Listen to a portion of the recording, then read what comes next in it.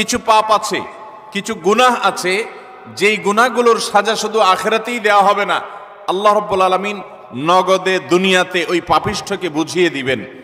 ওই পাপের শাস্তি দুনিয়াতেও তাকে পেতে হবে, আখিরাতেরটা তো থাকবেই। এরকম কিছু পাপ এবং অপরাধ কোরআন এবং হাদিসে বর্ণিত হয়েছে।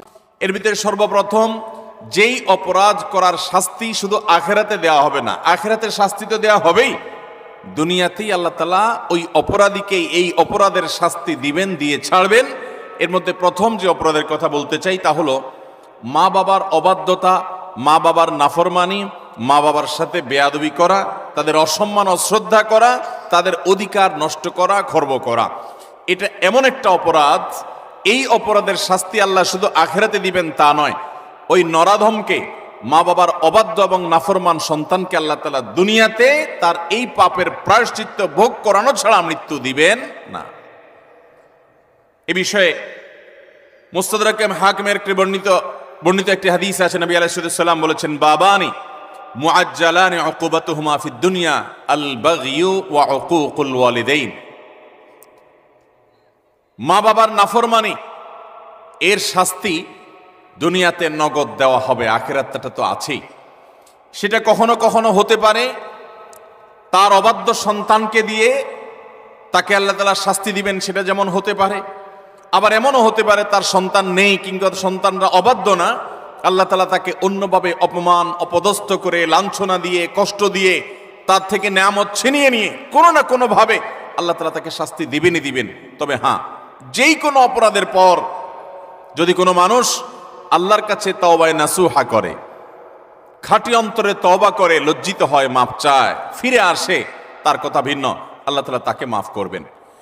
কারোর যদি বাবা মা দুনিয়াতে বেঁচে থাকেন আর বাবা মার প্রতি তার কখনো অশ্রদ্ধা হয়, অসম্মান হয়, বেয়াদবি হয়, তাহলে সেটার প্রায়শ্চিত্ত হলো বাবা মার কাছে মাফ চাওয়া, চোখের পানি ফেলে দিয়ে।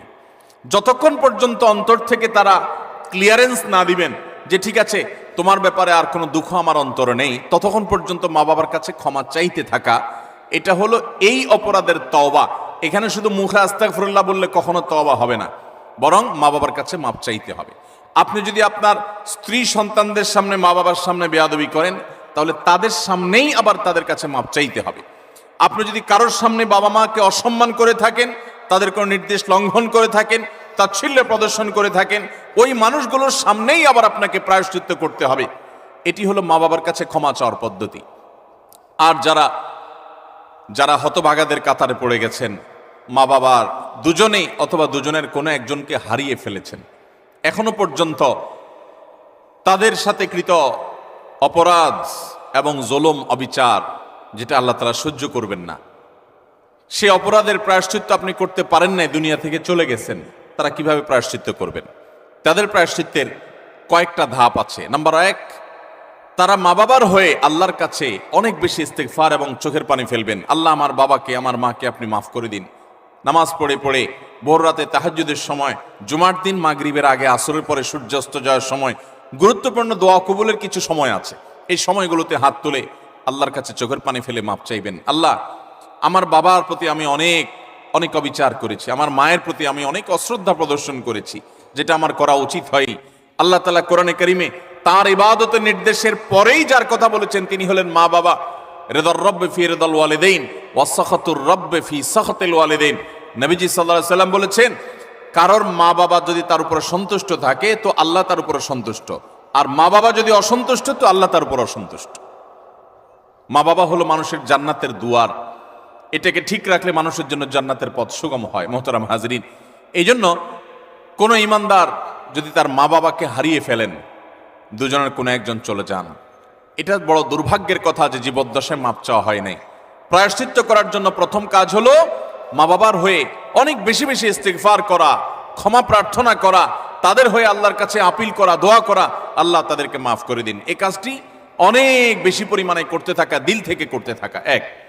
দ্বিতীয়ত যে কাজটা করতে হবে তা হলো, সহিহ মুসলিমে বর্ণিত একটা হাদিস থেকে আমরা জানতে পারি, নবী আলাইহিস সালাম বলেছেন, কোনো ব্যক্তি তার বাবা মার প্রতি বাধ্যগত হওয়ার, তাদের অনুগত হওয়ার, তাদের প্রতি সদাচরণ করার একটা গুরুত্বপূর্ণ পার্ট এবং অংশ হলো মা বাবার অগোচরে কিংবা তাদের উপস্থিতিতে তাদের যে বন্ধু বান্ধব আছেন, তারা যাদের সাথে উঠা বসা করতেন, তাদের সহপাঠী যারা ছিলেন, সেই মানুষগুলোকে বাবা মার মতো সম্মান করা। ধরুন আপনার বাবা দুনিয়া থেকে চলে গেছেন, বাবার বন্ধু কারা ছিলেন, বাবার সহচর কারা ছিলেন, বাবার একান্ত কাছের কারা ছিলেন।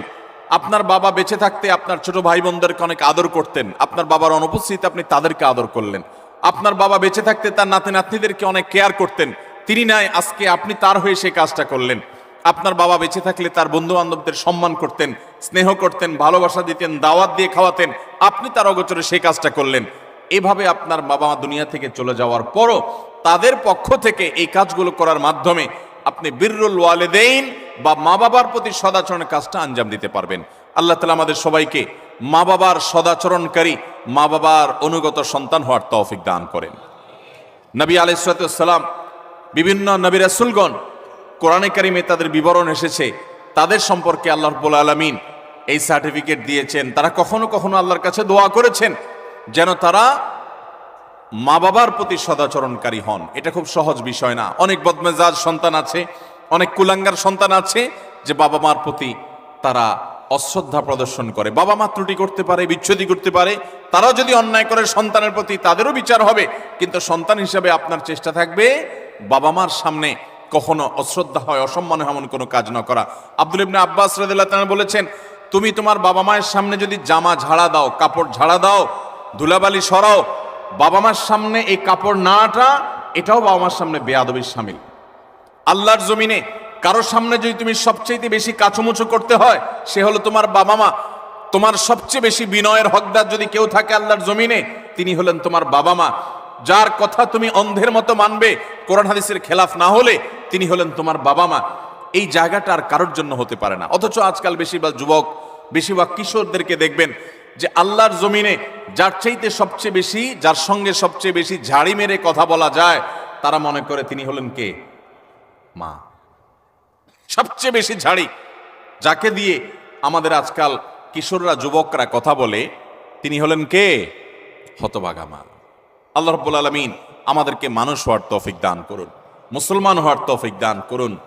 মা বাবার মর্ম ততক্ষণ পর্যন্ত মানুষ বোঝে না যতক্ষণ পর্যন্ত সে বাবা মা না হয়েছে। আল্লাহ তাআলা আমাদেরকে বাবা মার কদর করার তৌফিক দান করুন।